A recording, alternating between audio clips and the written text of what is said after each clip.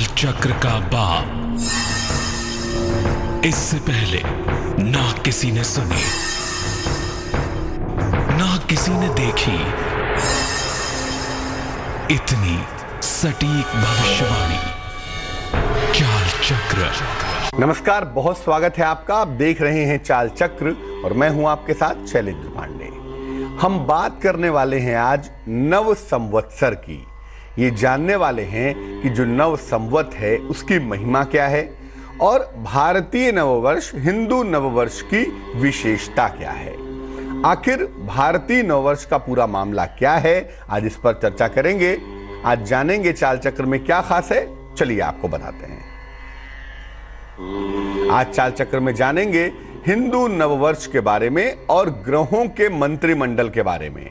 ग्रहों का एक विशेष मंत्रिमंडल होता है, आज इस पर चर्चा करेंगे। किस ग्रह को राजा बनाया, किसको मंत्री बनाया, कैसे पूरा साल मंगलमय होगा। ये नव वर्ष नव संवत जो शुरू हो रहा है, पूरा वर्ष कैसे मंगलमय रहेगा। सुख शांति के खास उपाय क्या होंगे, इस पर भी चर्चा करेंगे। किस राशि के लिए भाग्य का दरवाजा खुलेगा और आज क्या होगा शुभ पहर, ये तमाम चर्चा करेंगे, तमाम बातें आपको बताएंगे। तो बात होगी हिंदू नववर्ष की, नव संवत्सर की, और हम जानेंगे कि नव संवत्सर की महिमा क्या है, नव संवत का मामला दरअसल होता क्या है। लेकिन सबसे पहले आज का पंचांग। आज तिथि है चैत्र कृष्ण पक्ष की अमावस्या तिथि। नक्षत्र है पूर्वा भाद्रपद और उसके उपरांत उत्तरा भाद्रपद भी लगेगा। चंद्रमा कुछ समय के बाद मीन राशि में संचरण करेंगे और चंद्रमा की स्थिति के आधार पर आपके दिन को हम समझेंगे। राहुकाल का समय, जिसमें कोई भी नया और शुभ कार्य नहीं करेंगे। ये समय होगा सुबह के 7:30 से तकरीबन 9 बजे तक और पूर्व दिशा की तरफ यात्रा करने की मनाही है आज। तो बेहतर होगा कि पूर्व दिशा की तरफ यात्रा ना करें। लेकिन अगर यात्रा करना जरूरी है, मजबूरी है, तो जरा सी मिश्री खा के और भगवान का स्मरण करके यात्रा करेंगे तो मुश्किल से बचे रहेंगे। हम नव संवत्सर की बात कर रहे हैं। जिस तरह से अंग्रेजी कैलेंडर के हिसाब से साल की शुरुआत होती है 1 जनवरी को, उसी तरह से अगर हम हिंदू पंचांग की बात करें तो हिंदू पंचांग के हिसाब से चैत्र के महीने से नव वर्ष की शुरुआत भारतवर्ष में होती है। आखिर इस नव संवत की, नव वर्ष की, नए साल की विशेषता क्या है, आइए आपको बताते हैं। हिंदू धर्म में चैत्र शुक्ल पक्ष की प्रतिपदा को नव संवत की शुरुआत होती है। तो चैत्र महीने के शुक्ल पक्ष की पहली तिथि है, इसको प्रतिपदा कहते हैं। इसी दिन से नए संवत की, नए साल की शुरुआत होती है। इसको भारतीय नववर्ष भी कहा जाता है। चैत्र महीने से, चैत्र महीने के शुक्ल पक्ष से भारतीय नया साल भी शुरू हो रहा है और इसको भारतीय नववर्ष भी कहा जाता है। इसका आरंभ महाराज विक्रमादित्य ने किया था। इस संवत की जो शुरुआत है, इस संवत की जो संकल्पना है, वो महाराज विक्रमादित्य ने की थी। इसीलिए इसको विक्रम संवत भी कहते हैं। अक्सर आपने पंचांगों में देखा होगा विक्रम संवत 2073, 2074, 2062, 63 विक्रम संवत या विक्रमी संवत कहते हैं, क्योंकि इसकी शुरुआत महाराज विक्रमादित्य ने की थी। कैसे जानेंगे कि नव संवत शुरू हुआ? जब वासंतिक नवरात्रि शुरू हो जाती है, जो मार्च अप्रैल वाली नवरात्रि होती है, इसको वासंतिक नवरात्र कहते हैं। जिस दिन से वासंतिक नवरात्रि की शुरुआत होती है, उसी दिन से नव वर्ष की शुरुआत होती है। उसी दिन से नववर्ष, भारतीय नववर्ष, हिंदू नववर्ष शुरू हो जाता है। अगर हम तकनीकी रूप से देखें, ज्योतिषीय रूप से देखें, तो इसी समय से सूर्य जोडियक की पहली राशि मेष में प्रवेश करता है। बड़ा महत्वपूर्ण है ये। ग्रहों का जो राजा है वो सूर्य है और राशियों में जो पहली राशि है वो मेष है।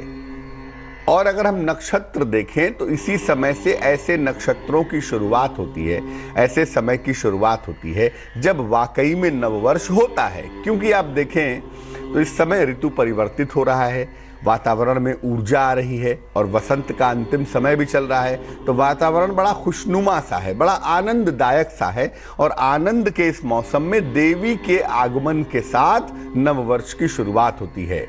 कड़कड़ाती सर्दी की रात में जब ठंड प्रचंड रूप से पड़ रही है, वो नववर्ष भारतीय नववर्ष नहीं है।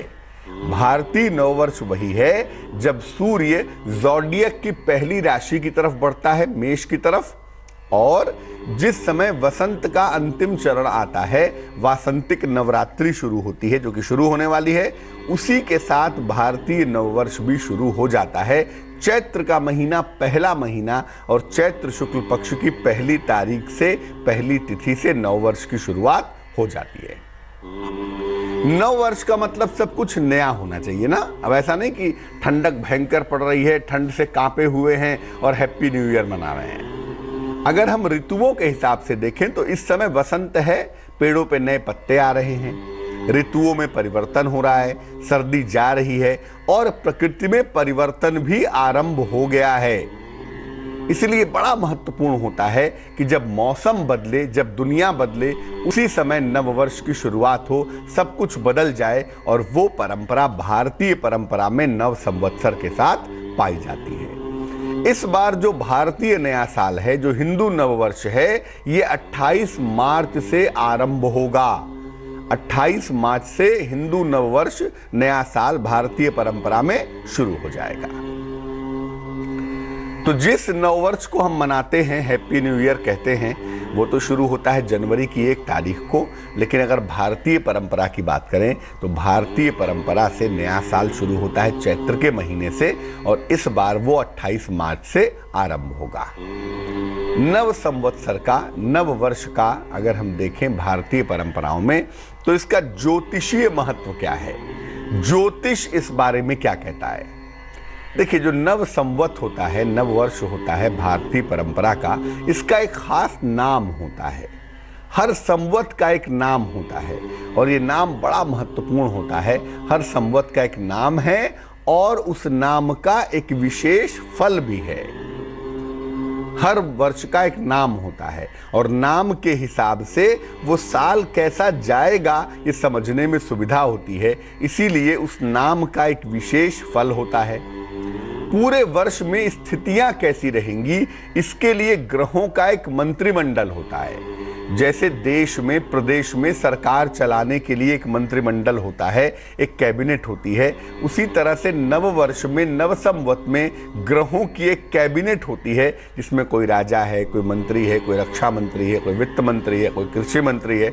उसमें ग्रहों का एक मंत्रिमंडल होता है और इसी मंत्रिमंडल के ग्रहों के आधार पर पूरे संवत के लिए शुभ अशुभ फलों का निर्धारण होता है कि कौन सी चीज शुभ रहेगी, कौन सी चीज अशुभ रहेगी। इसको जानने के लिए आपको ग्रहों की कैबिनेट को समझना होगा कि किस ग्रह के पास कौन सा पोर्टफोलियो है, कौन सा ग्रह रक्षा मंत्री है, कौन सा ग्रह वित्त मंत्री है। जब आप ये समझते हैं तब जाकर बहुत हद तक आप इसका निर्धारण कर पाते हैं कि वर्ष कैसा रहेगा।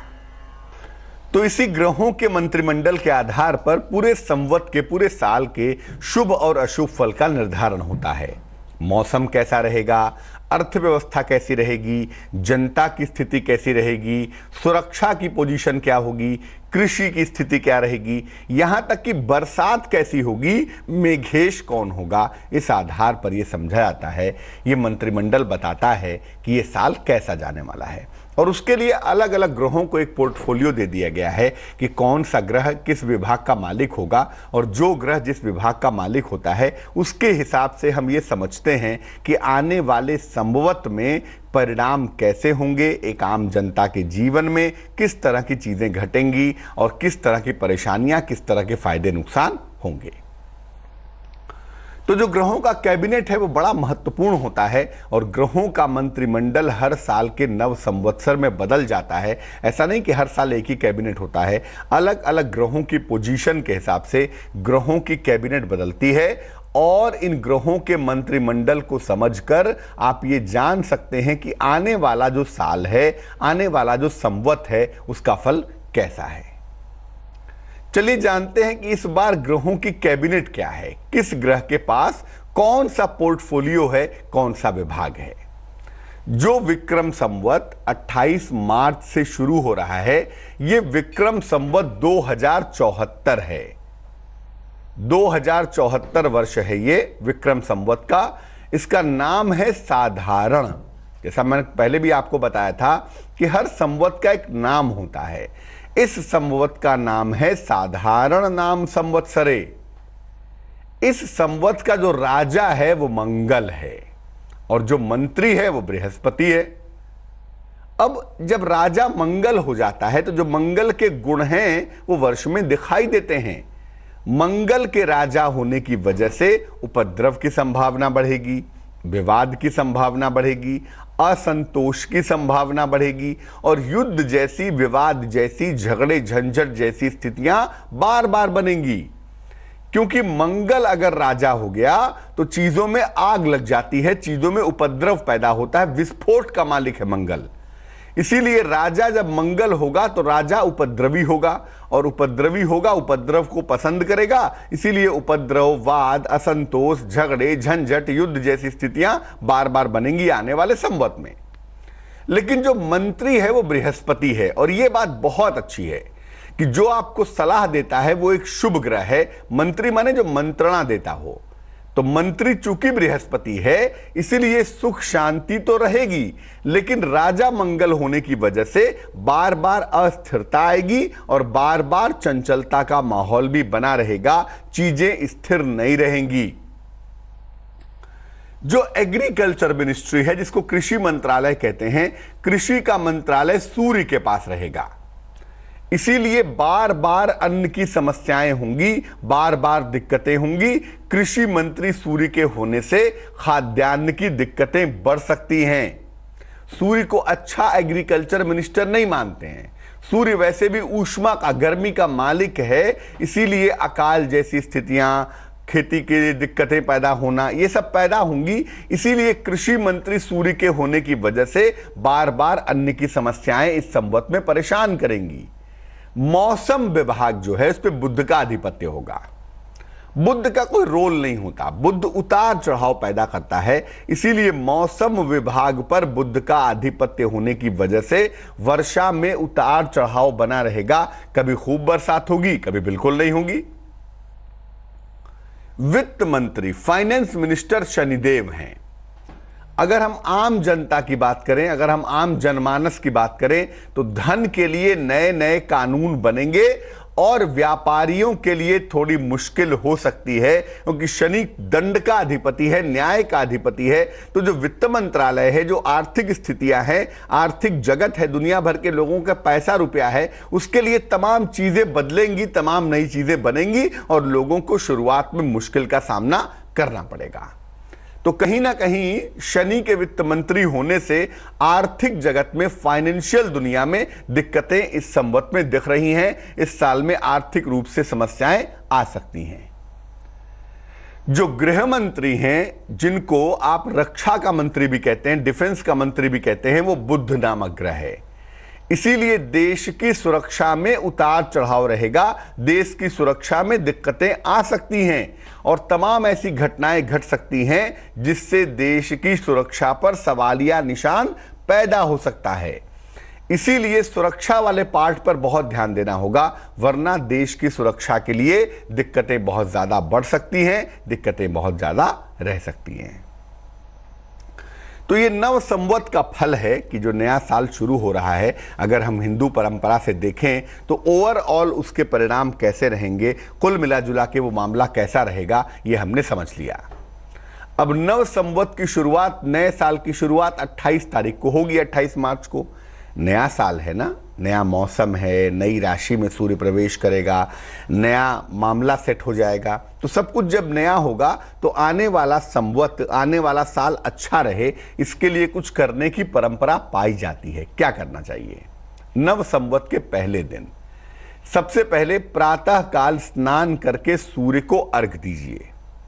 प्रातः काल स्नान करिए और स्नान करके सूर्य भगवान को अर्घ दीजिए, जल दीजिए। पहली बात। घर के मुख्य द्वार पर वंदनवार लगाइए, क्योंकि आप नए साल का स्वागत कर रहे हैं, नव संवत्सर का स्वागत कर रहे हैं। आप प्रार्थना कर रहे हैं कि आने वाला संवत आपके लिए बढ़िया हो, इसीलिए मुख्य द्वार पर वंदनवार लगाइए। जिसको भी आप अपना इष्ट देव मानते हैं या इष्ट देवी मानते हैं, उनकी विधिवत पूजा आराधना करिए, क्योंकि साल का पहला दिन है, संवत का पहला दिन है। देवी देवता की कृपा का होना बड़ा आवश्यक है। हाथ में गंध यानी सुगंध लेकर, अक्षत लेकर, फूल लेकर और जरा सा जल लेके नव संवत की पूजा करिए। इसको हाथ में ले लीजिए और भगवान से प्रार्थना करिए कि आने वाला नव संवत, जो नव संवत आज से शुरू हो रहा है, जो कि 28 मार्च से शुरू हो रहा है, ये मंगलकारी हो, ये कल्याणकारी हो। इसके बाद उन चीज़ों को भगवान को अर्पित कर दीजिए।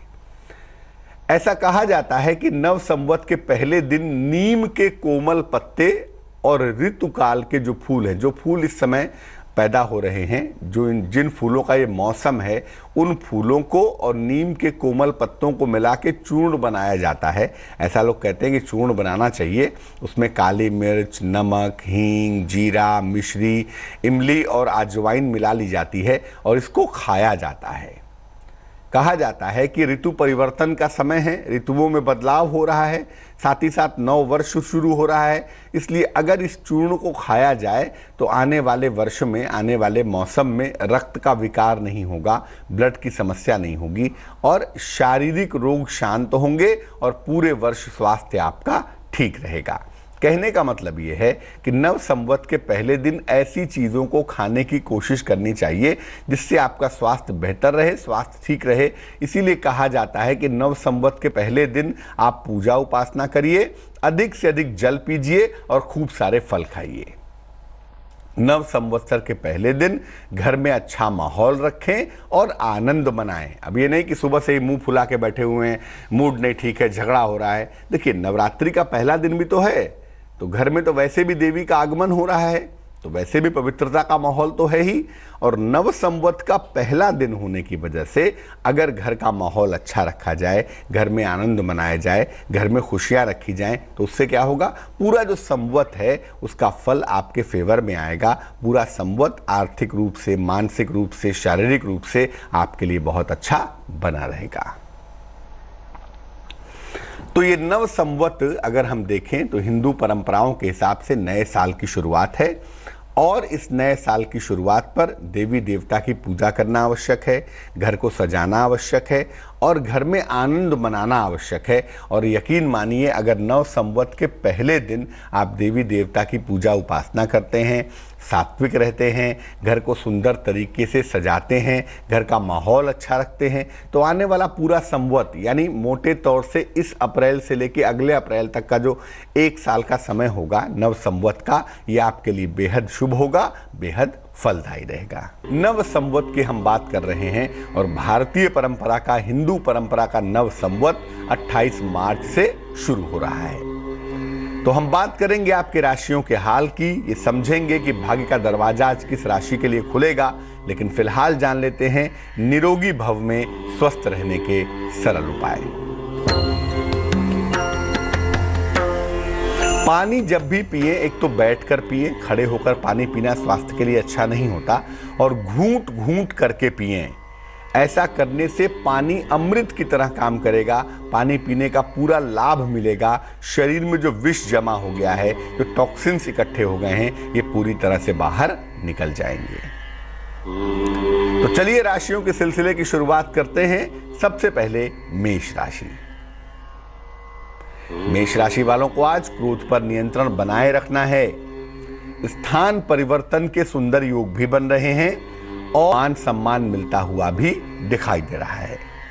शुभ रंग जिसका प्रयोग करेंगे वो होगा सफेद और भाग्य होगा 91%। वृष राशि, वाद विवाद से बचाव करें। जीवन साथी का सहयोग आपको मिलता हुआ दिख रहा है और अगर आप नौकरी पेशा हैं तो नौकरी में बेहतरीन परिवर्तन भी इस समय दिखाई देंगे। शुभ रंग लाल होगा और भाग्य होगा 89%। मिथुन राशि, नई नौकरी आपको प्राप्त होगी, मान सम्मान भी आपको मिलेगा और उपहार की प्राप्ति होती हुई भी दिखाई देगी। शुभ रंग पीला होगा, येलो होगा और भाग्य होगा 88%। कर्क राशि, आपको अपने पारिवारिक जीवन पर बहुत ध्यान देना है। अचानक आर्थिक लाभ भी होता हुआ दिख रहा है। इस समय वाहन न चलाएं तो ज्यादा अच्छा रहेगा।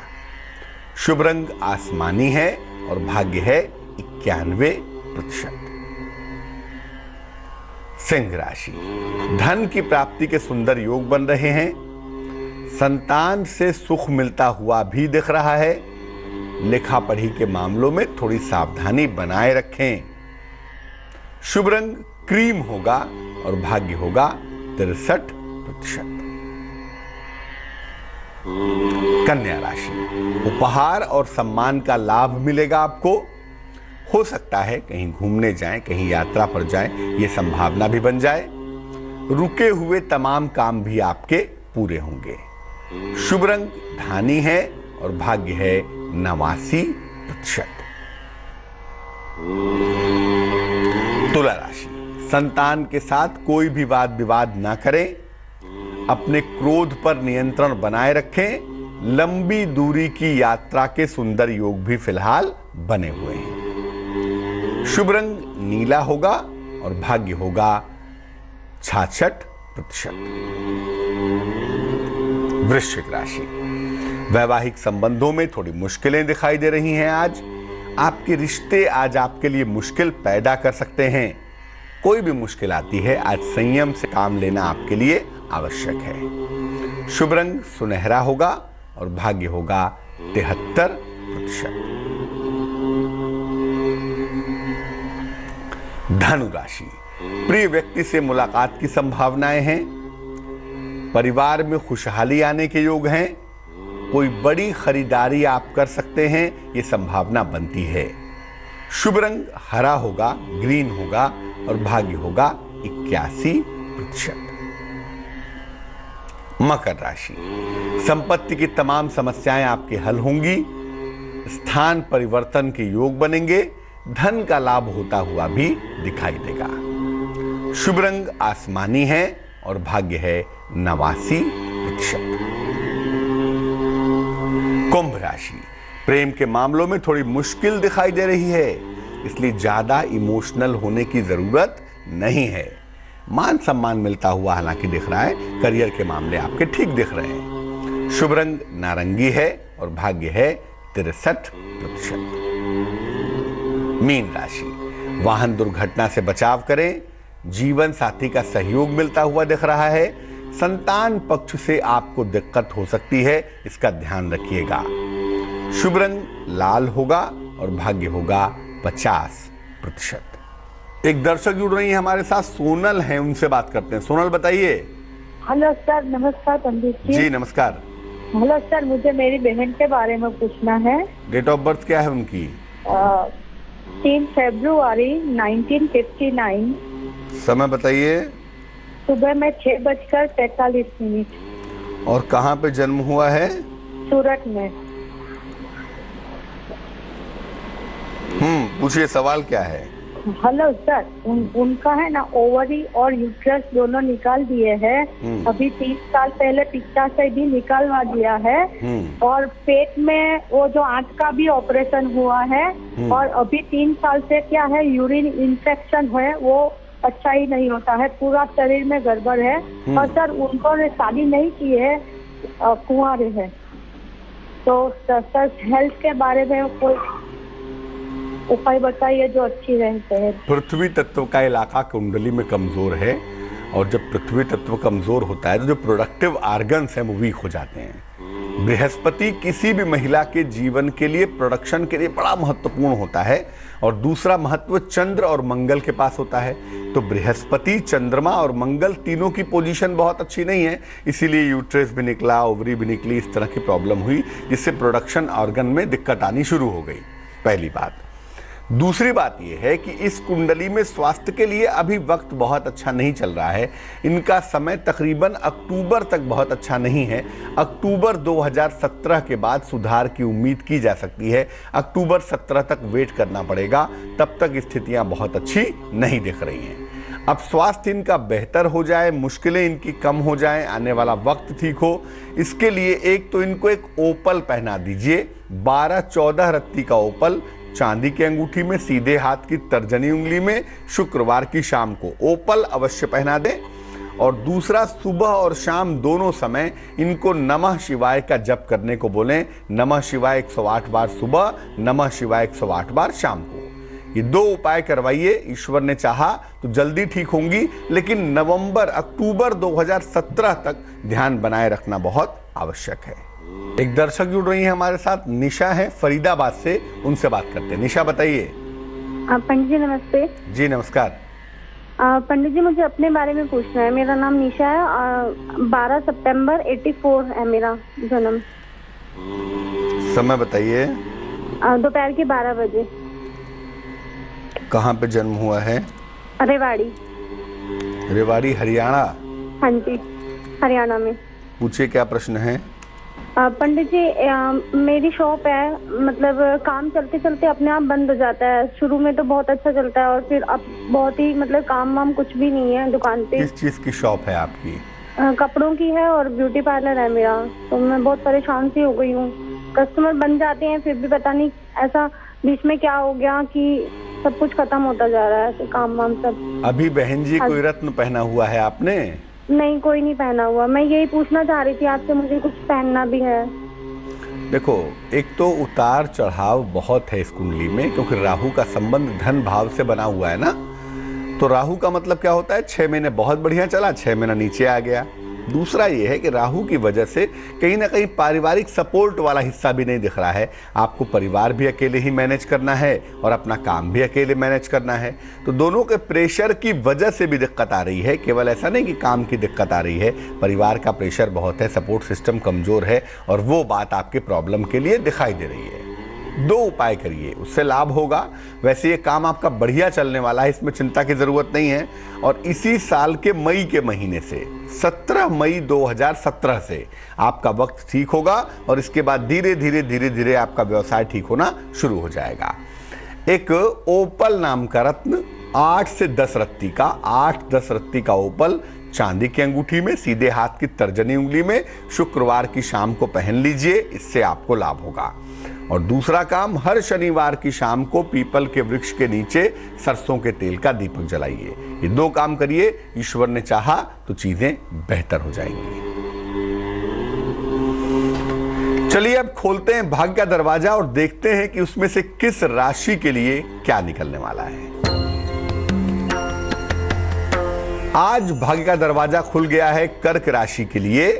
कर्क राशि के लोगों को आज सफेद चीज का दान करना है।